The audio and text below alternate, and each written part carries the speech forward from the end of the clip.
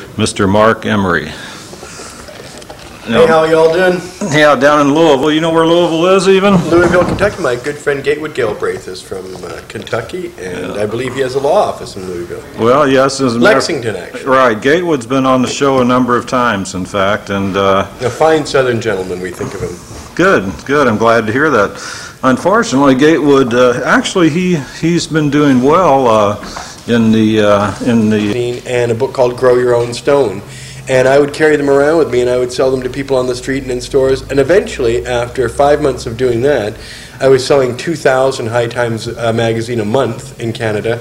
And I had earned enough in 5 months to pay the rent on a little tiny burned-out building without an inventory that could be seized. Because, we were selling seeds throughout this business. We were giving marijuana away free at the Cannabis Cafe. Eventually, we had the Cannabis Cafe in 1997. And it allows me to have this wonderful restaurant where we're playing marijuana music and all the food has hemp seed oil in it, hemp seeds. I'm getting everybody high at all their tables, and we're establishing this wonderful precedent for North America.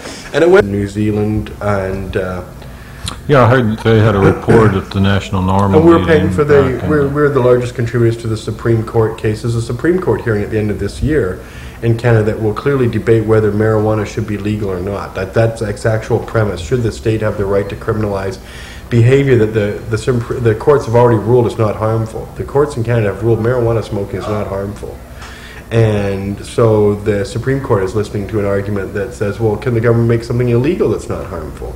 I mean, really, our Constitution protects the right of consenting adults to do consenting activity, and so therefore can the government prescribe consenting activity that's harmless? And I'm hoping the Supreme Court agrees with us, and in which case that would finally end the marijuana wars in Canada, if all goes well. The United States is disturbed at this prospect, as they are when there's any apparent liberalization.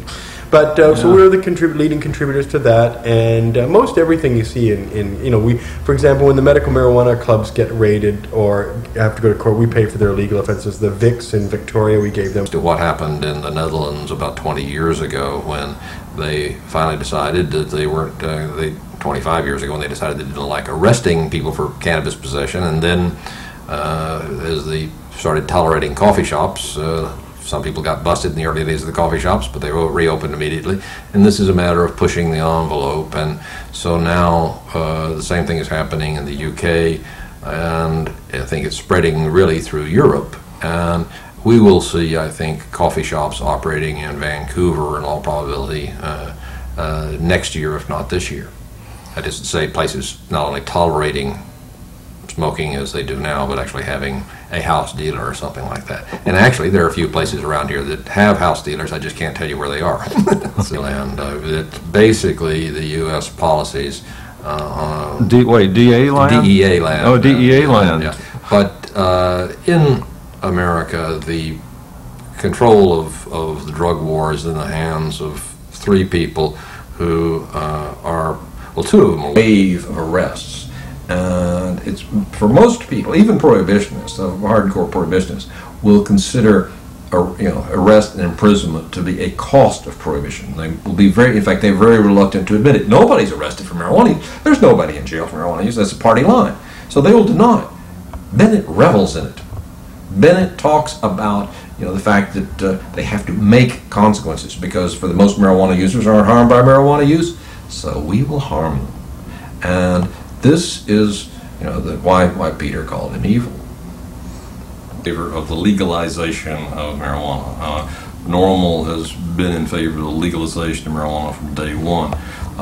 The medical marijuana thing is a two-edged sword in a sense. That first off, when I was national director of Normal, Normal was almost moribund when I got there, so we had the problem basically picking up all the pieces and figuring out where to start.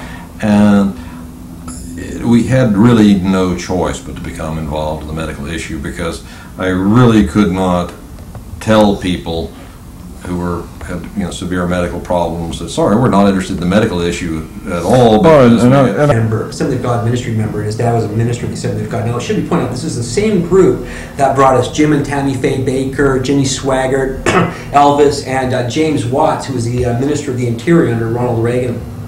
Watt said that we didn't need to worry about saving the trees as the Armageddon was coming, so they're all going to get burned anyways.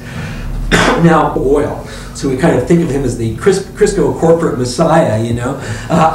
And it's pretty ironic, you know, he says he does this in the style of Biblical Kings, but considering that the original anointing oil was obviously too rare of ingredients for Ashcroft to bother bringing together, he said it was the ritual itself that was of importance, not the actual ingredients. And herein lies the real difference between entheogenic religion, where you experience reality through plants and stuff like that, as opposed to religion that's in a book, you know what I mean, empty ritual. But Ashcroft, in a sense, his campaign and Asa Hutchinson's campaign of being anti-drug, considering that cannabis was in the original anointing oil, and the anointed ones were known as the messiahs, and Christ means the anointed one, and Christian means the anointed ones, in a sense, to be anti-drug, anti-marijuana is to be anti-Christ.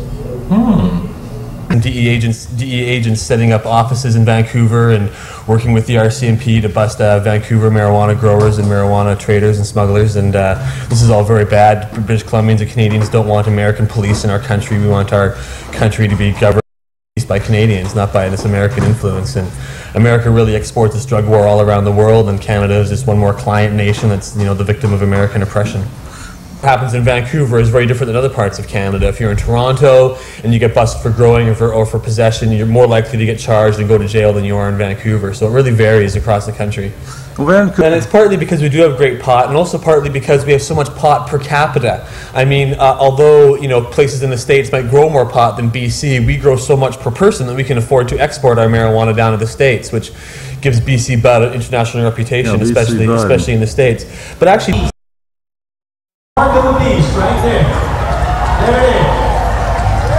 But if you want to bring down the beast, you got to stop supporting the beast. And then when I'm talking, any life you can take it away.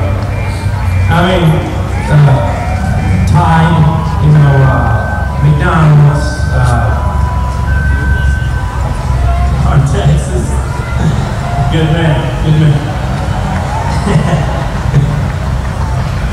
You know, in fact, they had this poll not too long ago, and they asked people, actually they were asking high school students, I think, what was the best invention of your lifetime? And the guy said skateboard, which, you know, it's pretty good. And then the girls said cell phones. I don't know. Right now, one of the #1 calls for death is cigarette, secondhand cigarette. 10 years from now, cell phone, secondhand cell phone. But I'm not sure how good an invention that was, but my favorite invention of the past decade, at least, is this. Non-wood paper, right here. If you're buying non-wood post-consumer waste paper, you are not supporting the beast. In fact, you're supporting the butterfly, because that's transformation. And another one of my Grinspoon, and I remember shortly after meeting him, he said to me, you know, what we really need is a new journal, a journal of cannabis therapeutics, perhaps. And that certainly resonated with me. I got the idea that he thought it was a good idea, but perhaps didn't feel like he wanted to do it himself at that point. But I had a relationship with a publisher, Hayworth Press, and we subsequently, within a few weeks actually, got the idea to gel and be accepted by the publisher. And God put this plant on earth for a purpose, and to me it is ultimate an irony that people would see this as a moral issue. This is about medicine.